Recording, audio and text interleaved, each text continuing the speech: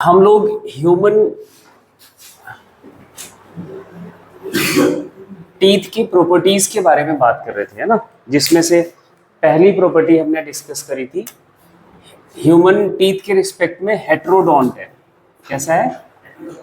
Heterodont. Heterodont का मतलब क्या था? हाँ, डिफरेंट टाइप्स ऑफ टीथ, ऐसा ऑर्गेनिज्म जिसके पास डिफरेंट टाइप्स ऑफ टीथ हैं। और ह्यूमन बीइंग के पास टाइप्स ऑफ टीथ हमने प्रीवियस लेक्चर में पढ़ लिया है। कितने टाइप के टीथ अपन ने पढ़े थे? 4 टाइप्स के। पहला इंसीजर, कैनाइन, प्रीमोलर और मोलर। इनका स्ट्रक्चर कैसा है, फंक्शन क्या है, ये सब कुछ हमने डिस्कस कर लिया था। दूसरी प्रॉपर्टी है ह्यूमन डेंटेशन या ह्यूमन टीथ की, डाईफायोडोंट। अब इसका मतलब लिखो, इसका मीनिंग क्या होता है? डाईफायोडोंट ऑर्गेनिज्म हम किसको बोलते हैं? ऐसे ऑर्गेनिज्म जिनके लाइफ स्पैन में, पूरे जीवन काल में 2 बार टीथ आता है। एक बार टीथ आए वो सेट ऑफ कर जाए, अगेन दूसरी बार जब टीथ आ जाए वो अपना 2 टाइम्स हो जाता है, तो हम उसको बोलते हैं डाईफायोडोंट। क्या लिखेंगे? ऑर्गेनिज्म in which या in its life cycle, in its life span actually लिखना 2 टाइम्स। ठीक, तो 2 बार टीथ आना मतलब, अब इसको हम ह्यूमन टीथ की बात करें तो जो पहली बार टीथ आता है उसको हम बोल देते हैं क्या? Milk teeth. और मिल्क टीथ का नंबर कितना बताया था हमने? 20। कितने होते हैं? 20। और जो दोबारा टीथ आता है उसको हम बोलते हैं परमानेंट टीथ। Permanent teeth. और इसका नंबर कितना होता है? 32। ठीक है। और इंसिजर का नंबर, और ये 32 आपने एक एडल्ट में होता है, एक ह्यूमन जो एडल्ट ह्यूमन है उसमें होता है। इनका नंबर आप इंसिजर, कैनाइन, प्रीमोलर सबका देख लिया था। इंसिजर का नंबर, टोटल नंबर 8, कैनाइन का 4, प्रीमोलर का 8 एंड 12। तो टोटल आप ऐड करोगे तो आपको ये 32 टीथ मिल जाएगा। ठीक है, हाँ ठीक है। तो अभी 32 आपको ये टीथ समझने थे। डाईफायोडोंट होता है, 2 फीचर्स आपको ह्यूमन बीइंग के रखने हैं, हेट्रोडोंट, डाईफायोडोंट। तीसरा जो कैरेक्टरिस्टिक्स है वो समझो। ह्यूमन टीथ का तीसरा कैरेक्टरिस्टिक्स है थीकोडोंट। क्या वर्ड लिखते हैं? थीकोडोंट। जब ऑर्गेनिज्म में टीथ एक बोन के सॉकेट में फिक्स्ड हो। किसमें फिक्स्ड हो? बोन का सॉकेट। अपना क्या है? जॉ बोनी स्ट्रक्चर है, उसमें सॉकेट में हमारा टीथ का जो रूट होता है वो फिक्स्ड होता है।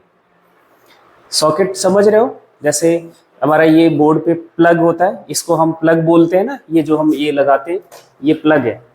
ठीक है, अब जिसमें लगाते हैं ये सॉकेट है। तो ये प्लग और सॉकेट का आई थिंक सबको क्लियर है ना? तो सॉकेट में वो ग्रूव जैसा स्ट्रक्चर होगा और आपका टीथ उसमें जाके फिक्स हो जाता है। ठीक है, तो जब ऐसा टीथ का अरेंजमेंट हो, टीथ बोनी सॉकेट में फिक्स हो, तब उस टीथ को बोलते हैं थीकोडोंट, या उस ऑर्गेनिज्म को बोलेंगे thecodont. Organism in which teeth, हाँ, टीथ आर फिक्स्ड इन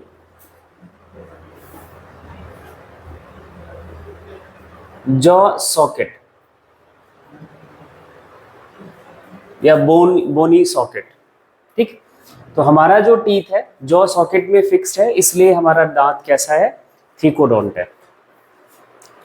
इतनी बात क्लियर हो गई। अब आपको जो बात ये नेक्स्ट समझनी है कि 32 वाला नंबर तो आपको समझ आ गया था। अब मैं उसके साथ एक बार पहले आपको डेंटल फॉर्मूला समझ आ जाए तो फिर ये दोनों नंबर का क्या डिफरेंस आता है वो समझ आ जाएगा।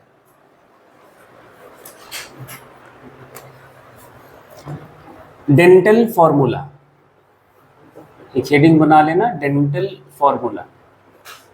डेंटल फॉर्मूला का मतलब होता है representation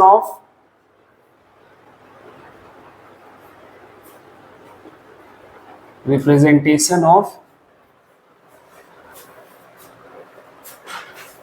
half number of teeth, half number of teeth of both jaw. यहां हम क्या देखते हैं, कल हमने ये बात एक फॉर्मूला लिखा था, एडल्ट का लिख रहा हूं डेंटल फॉर्मूला। डेंटल फॉर्मूला हम एडल्ट का लिख रहे हैं। एडल्ट का होता है 2 1। एक्चुअली पहले फॉर्मूला लिखने का तरीका देख लो। पहले हम लिखते हैं इंसीजर का नंबर, फिर plus canine plus premolar plus molar upon incisor plus canine plus premolar plus molar into 2। क्योंकि हम हाफ को रिप्रेजेंट करते हैं तो 2 से मल्टीप्लाई कर देते हैं। अब जो हम यहाँ नंबर लिखेंगे, जैसे कल एक फॉर्मूला आपने लिखा था 2 1 2 3, है ना, ये एडल्ट का डेंटल फॉर्मूला है। एक ह्यूमन एडल्ट का ये डेंटल फॉर्मूला है। Dental formula of adult. ठीक, एडल्ट की जब बात करें तो लिखते हैं 2 + 1 + 2 + 3 अपॉन 2 + 1 + 2 + 3 इंटू 2। अब क्या रिप्रेजेंट करें, हाफ नंबर किसका, टीथ का, दोनों जबड़े का। अब आप एक जबड़े को यहां पे देखो, ये एक जो हमने बना लिया, ठीक है, इस पे आधा जो टीथ है, हाफ टीथ है, उसको रिप्रेजेंट करना है। तो हमने एक लाइन बीच में ऐसे ड्रॉ कर लेते हैं। हम जबड़े को 2 हिस्सों में इक्वली हम डिवाइड कर लिए। तो जो ये ऊपर आपने नंबर लिखा है 2, इंसीजर, आधे का रिप्रेजेंटेशन करना है, 2 इंसीजर। फिर 1 का मतलब हुआ इसका 1 कैनाइन। फिर इस 2 का मतलब हुआ क्या, 2 प्रीमोलर। फिर इस 3 का मतलब हुआ क्या, 3 मोलर। ये क्या हो गया, इंसीजर। ये क्या हो गया, कैनाइन। ये क्या हो गया, दोनों प्रीमोलर। और ये तीनों क्या हो गए, मोलर। ये एक जबड़े का आपने देखा, आधा दांत जो हाफ नंबर ऑफ टीथ है, ये एक जबड़े का है। ऐसा ही अगर इसको आप लोअर जॉ मान रहे हो तो अपर जॉ पे भी सेम यही अरेंजमेंट होता है। तो ये अपर, ये लोअर है तो ये अपर जॉ का नंबर हो गया, है ना। तो सेम नंबर वही, 2 इंसीजर उस पे, 1 canine, 2 premolar, 3 molar. Multiplied by 2 इसलिए करा क्योंकि वही नंबर सेम इस साइड भी होता है और उस पे भी वही सेम नंबर होता है, तो जस्ट डबल कर देते हैं। तो इसको हम जब सॉल्व करते हैं तो यहाँ पे मैथ्स के रूल नहीं चलते। ये एक जुगाड़ है याद करने का, इधर मैथ्स का रूल नहीं चलेगा। कैसे, हम इन नंबर्स को तो जोड़ लेंगे, कितना आ जाएगा, 8/8 इंटू 2। अब यहाँ इसका जब मल्टीप्लाई कर दोगे तो क्या हो जाता है, 16/16 है। हाँ, मैथ का यहाँ पे हम ये कर दे तो 1 हो जाता, तो वो अपना 2 ही हो जाता, तो वो नहीं करेंगे, हम मल्टीप्लाई करके लिखेंगे। ठीक है, तो 16 एक टीथ का है, एक जॉ पे टीथ, नंबर ऑफ टीथ आ गया। ये मान लो कि अपर जॉ है, अपर जॉ का ये टोटल नंबर ऑफ टीथ आ गया, ये लोअर जॉ का टोटल नंबर ऑफ टीथ आ गया। अब इसमें आपको जो मिल्क टीथ है उसका डेंटल फॉर्मूला क्या होता है, हाँ, उस कंडीशन में क्या आपका डेंटल फॉर्मूला बनता है वो देखो। कैसे वो 20 दांत होते हैं, कौन से दांत होते हैं, कौन से नहीं होते हैं, इस फॉर्मूले से आपको समझ आ जाएगा। डेंटल फॉर्मूला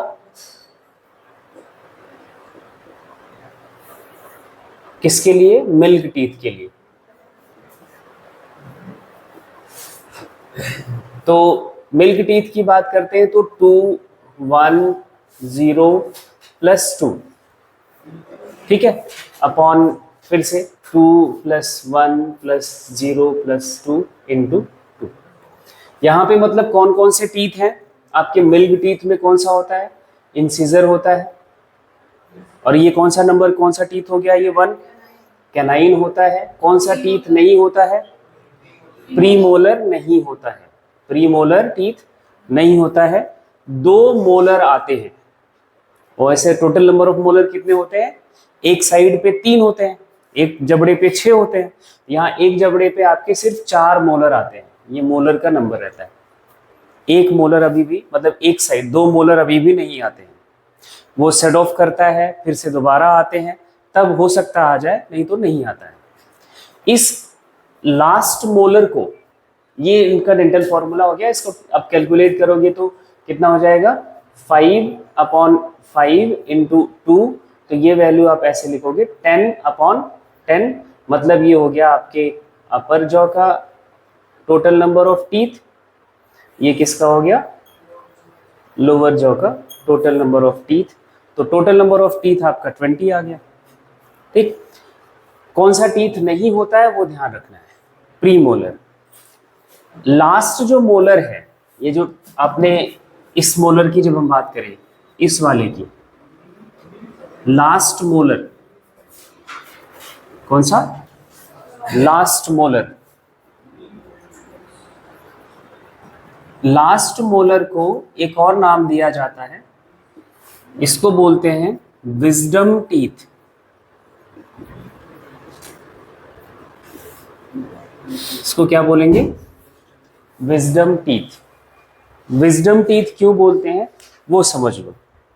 ये जो लास्ट मोलर आपका है, ये आता है लगभग 20-21 साल की एज में।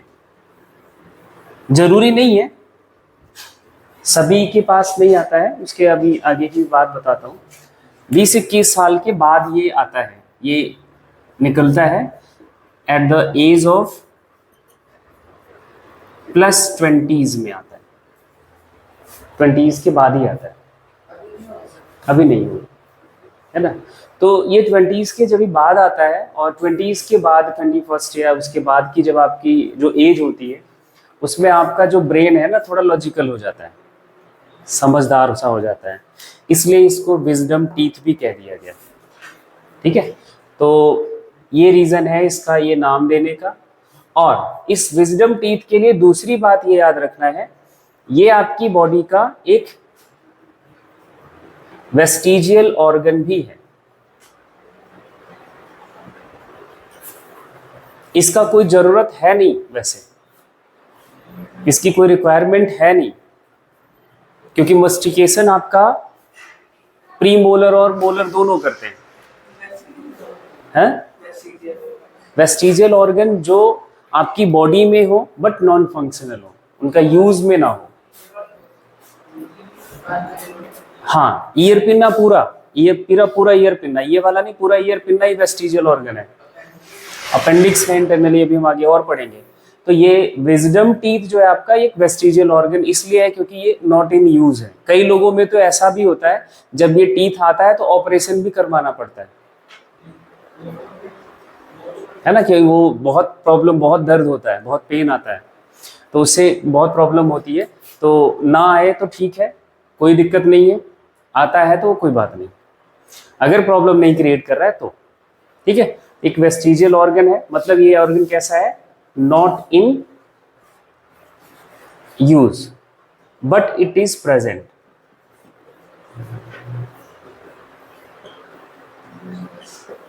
ये बट आपकी बॉडी में प्रेजेंट है, ऐसे ऑर्गन्स को हम वेस्टिजियल ऑर्गन बोलते हैं। तो ये पूरी कहानी हो गई आपके टीथ की खत्म। अब वो इंटरनल स्ट्रक्चर पढ़ने की जरूरत नहीं है, उतना तू परेशान, हाँ बट उतना जानने की जरूरत नहीं है, तू इतना ही बहुत, मैंने टीथ वीथ कुछ नहीं है एनसीईआरटी में। हाँ, सीमेंट, डेंटाइन, इनेमल है ना, हाँ कैविटी, बहुत सारा कुछ है। अब उसमें जो इनेमल है, कई बार आपने सुना होगा कि हमारा वो हो गया है, टीथ सेंसिटिव हो गया है ना, वो पानी वानी लगता है, ठंडा पानी गर्म पानी, हाँ आइसक्रीम, तो वो सेंसोडाइन लगाते हैं। तो इनेमल के नीचे जो आपका डेंटाइन वाला पार्ट है, that is supplied with nerve fibres. कर दो, नर्व फाइबर्स वहां तक उस हिस्से में सप्लाइड होते हैं। तो आपको जहां पे नर्व फाइबर है, that means they can sense change, जो भी कुछ चेंज हो रहा होगा उसको सेंस कर सकता है। टीथ के ऊपर जब इनेमल है तो उसको गर्म लगे ठंडा लगे कुछ नहीं पता चलता, वो सेंस नहीं कर पाता, उसके जो अंदर न्यूरॉन्स हैं।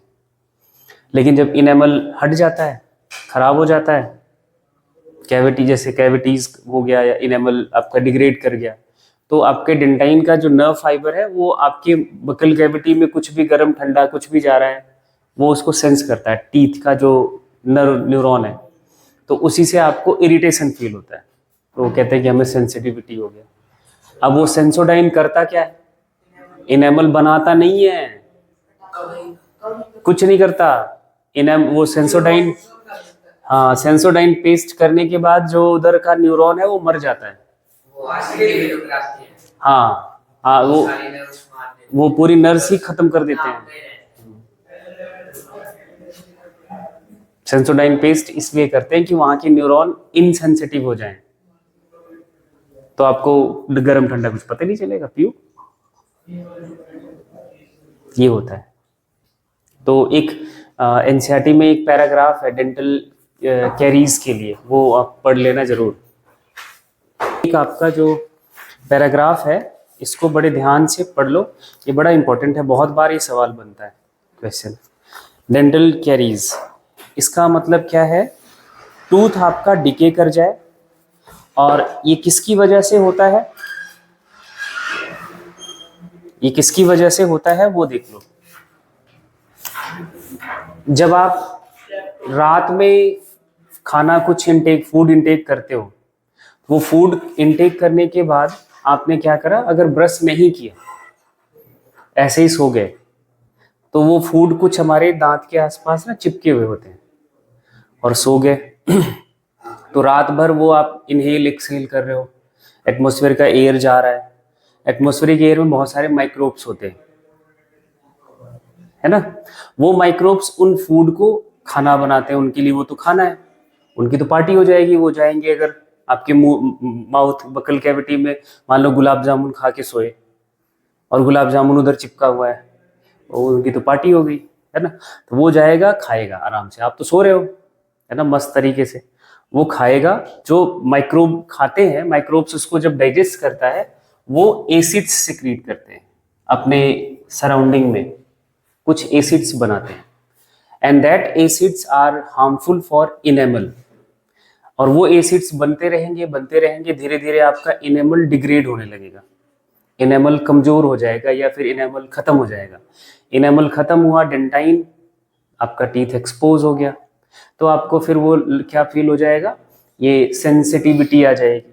वो जो इनेमल डिग्रेड कर गया, डेंटाइन डिग्रेड कर गया टीथ का जिस पोर्शन पे, उसी को बोलते हैं डेंटल कैरीज, या जिसे आप बोलते हो क्या, हमारा दांत खराब हो गया, है ना। तो उससे बचने के लिए क्या करना होता है कि आप दिन में ब्रश करो, कोई फर्क नहीं पड़ता, मतलब सुबह उठ के ब्रश करो, उससे कोई बहुत ज्यादा फर्क नहीं पड़ता, बहुत ज्यादा फायदा नहीं है। हाँ, वो फ्रेशनेस फील होता है, नो डाउट, लेकिन रात में खाना खाने के बाद ब्रश जरूर करना चाहिए, अगर बुढ़ापे में आपके दांत आपके साथ रखना चाहते हो तो। दिन में सांस लेते हैं, लेकिन दिन में हम बोलते रहते हैं, पानी पीते हैं, बोलते हैं, तो माइक्रोबियल एक्टिविटी उतनी नहीं हो पाती है। रात में तो बल मस्त आपका मुंह तो जैसा पड़ा है वैसे ही पड़ा है।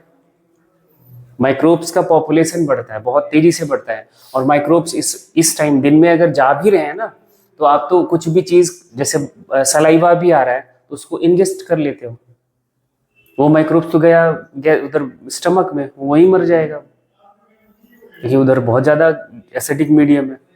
तो दिन में डर नहीं है, डर सिर्फ रात में।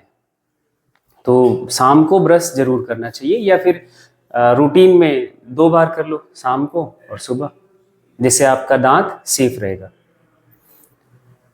हाँ, तो ये डेंटल कैरीज के लिए जो लाइंस लिखी हैं ये थोड़ा सा ध्यान रखना, इसको क्या स्टेटमेंट्स लिखे हुए हैं और क्या क्या इसका मतलब है वो देखो।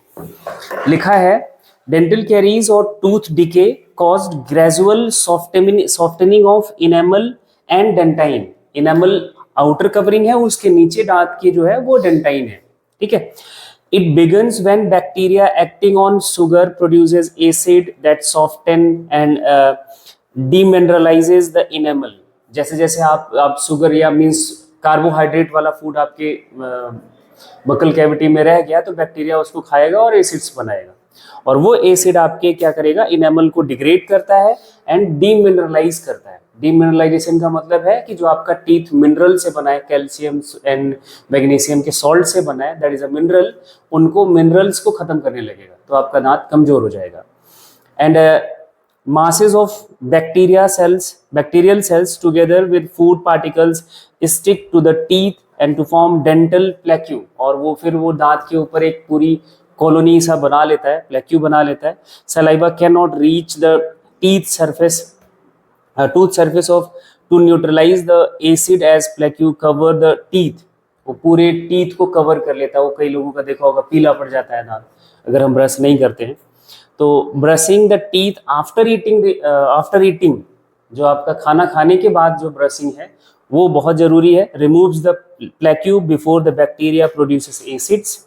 जो बैक्टीरिया की पूरी कॉलोनी आपके दांत के ऊपर बनी है वो एसिड बनाने से पहले उनको ब्रश करके हटा दो।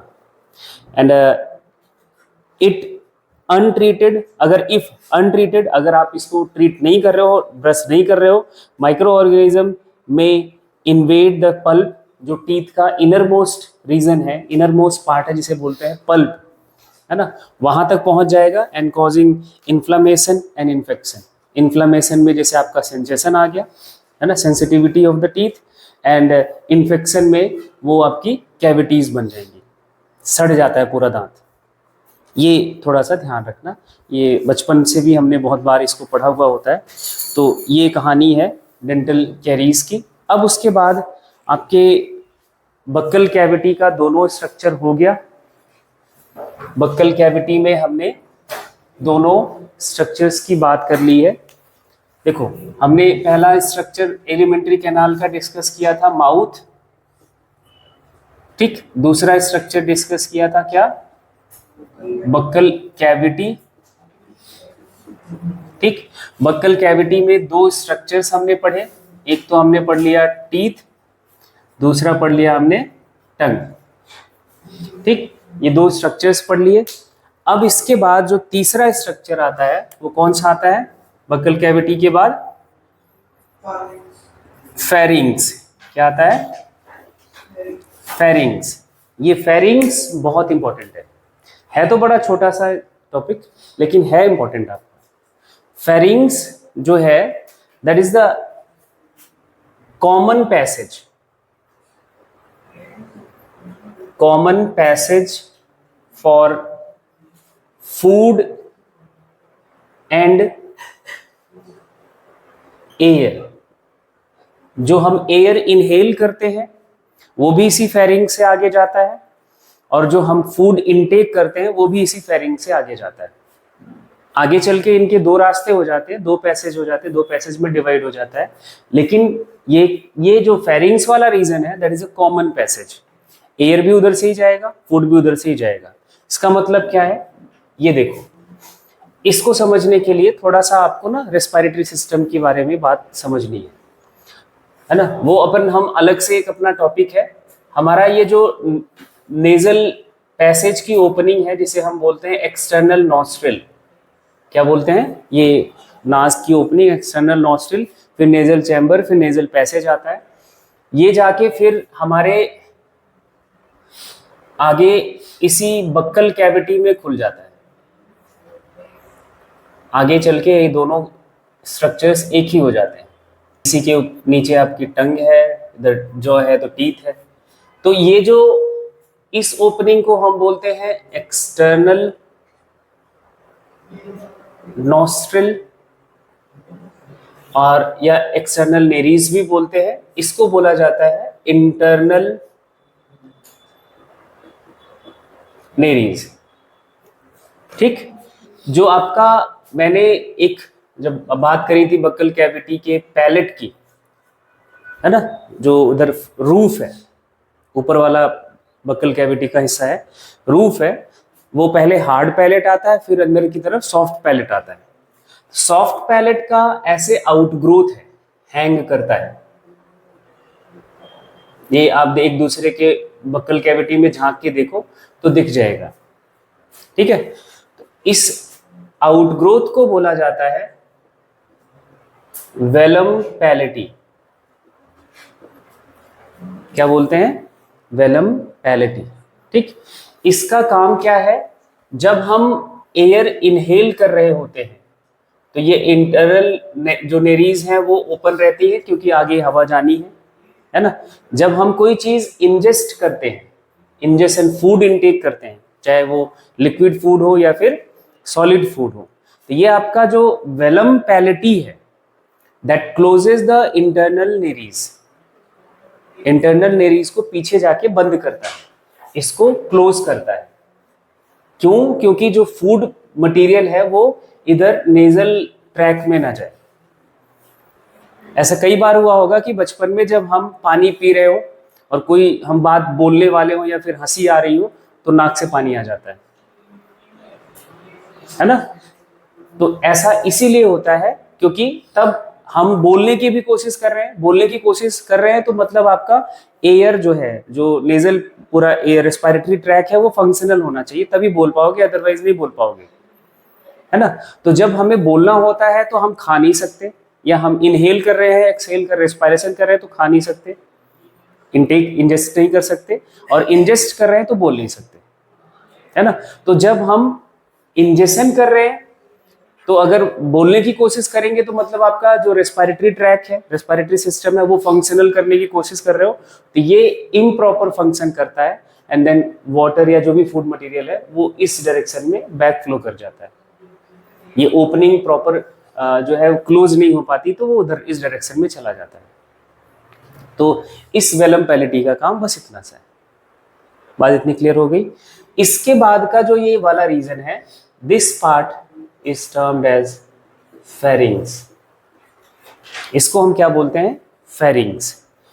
इधर से फूड मटेरियल कोई आता है तो भी इसी फेरिंग्स से आगे जाएगा, इधर से एयर आता है जब आप इनहेल कर रहे हो, एक्सहेल कर रहे हो तो एयर इसी पैसेज से जाएगा, इसी से बाहर जाएगा, इस फेरिंग से। फेरिंग्स आगे चलकर, आगे, है ना, इधर नेक के लगभग बेस पे जाके ये फेरिंग्स आपका दो ट्यूब में डिवाइड हो जाता है। कितने ट्यूब्स में?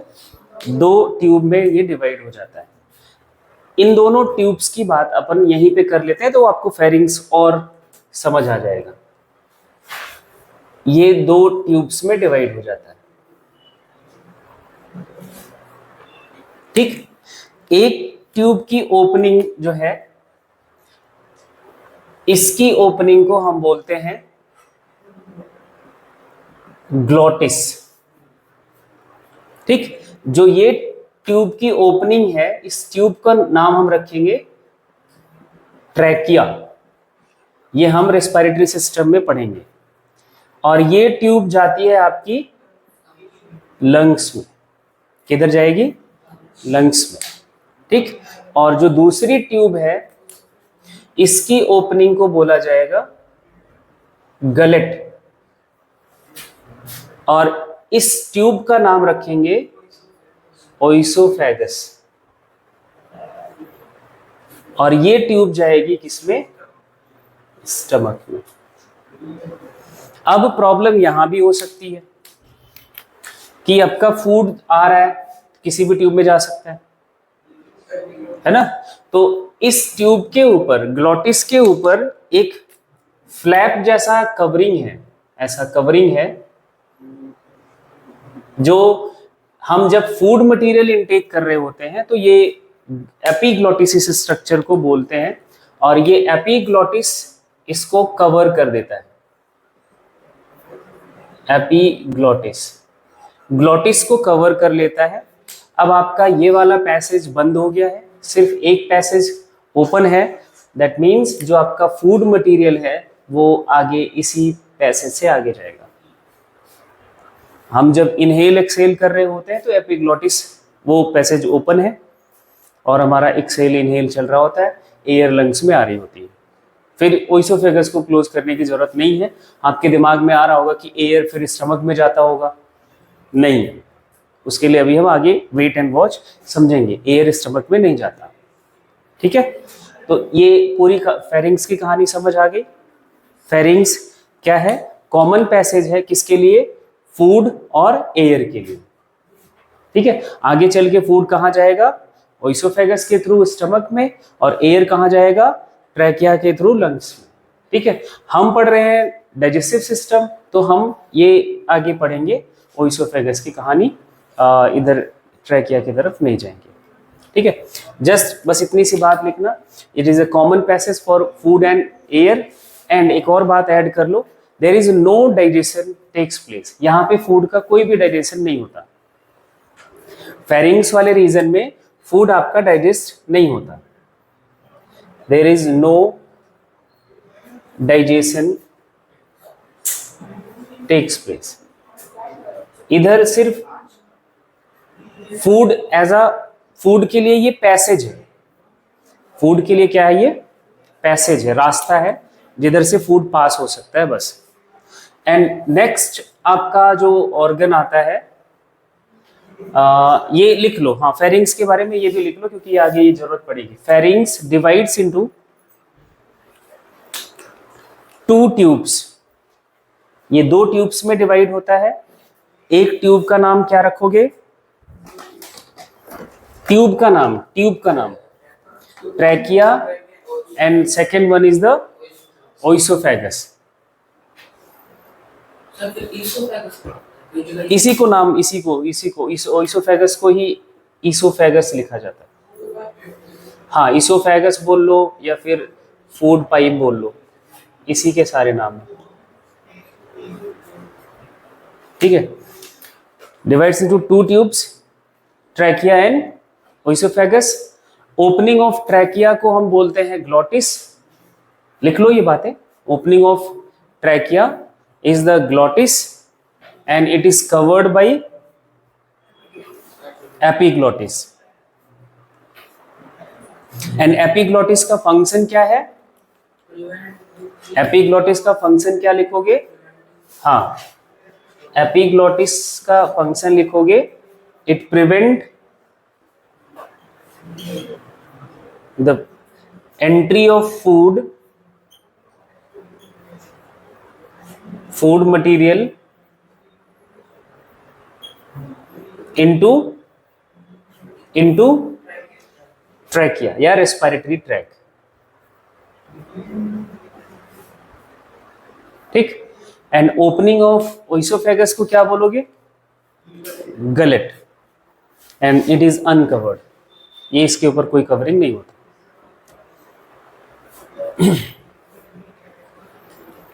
Trachea opens into lungs and oesophagus opens into stomach. ये कॉमन सी बात है।